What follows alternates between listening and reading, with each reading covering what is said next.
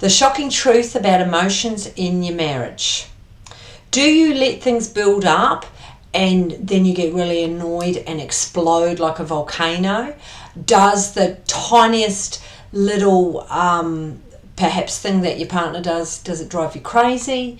Do you find it hard to actually express what you're really feeling and what you're really thinking? You know what? You're not alone. In marriages, in relationships, what I see on a weekly basis is couples who are coming in because they've reached this crisis point where they're not able to really share what's going on inside of them. And so emotions, it's extremely important that you do share that with your partner, because I've banged on about it for a long time now. If you listen to my podcast at all, you'll know what I'm talking about. Is that we begin to feel a bit of resistance if we don't share whatever's niggling away at us. We aren't meant to keep things inside. We are meant to be able to process things at the time and to talk about it, and to talk about it honestly. And sometimes your partner isn't going to like what you've got to say. But in a healthy, empowered relationship, you are able to process as you're going along.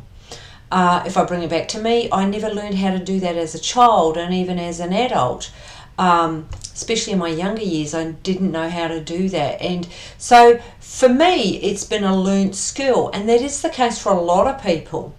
So it's understanding, first of all, it's understanding emotions. They're not bad or good.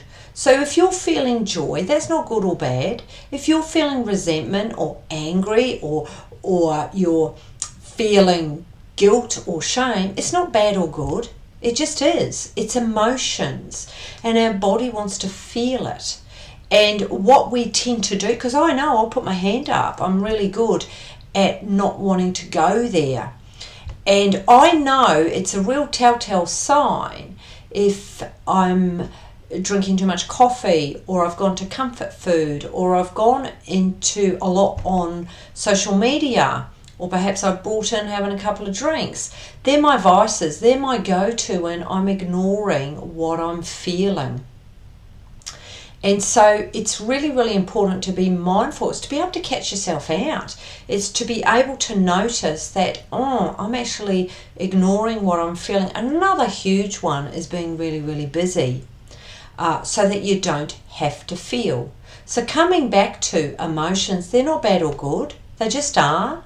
So a place to begin with is to begin naming what you're feeling. That's a really, really good place to start, because if you can begin to name what you're feeling, you've got much more likelihood of being able to bring that to your partner. Because what happens in relationships, if you do not share with your partner, you then can get a bit of resistance, resentment, rejection, and then the final stage of a relationship breaking down is repression. And when we repress, it's buried down and we can numb down. That's not helpful. If you're with a partner who's numb, you've got no idea what they're thinking and feeling, and you also aren't going to be as forthcoming in what you're feeling. So it is really important that you share your emotions, that you're honest with yourself and also with your partner, and that having emotions is fantastic, and it is a really great thing to bring into your marriage and into your relationship. Anyway, have a great day.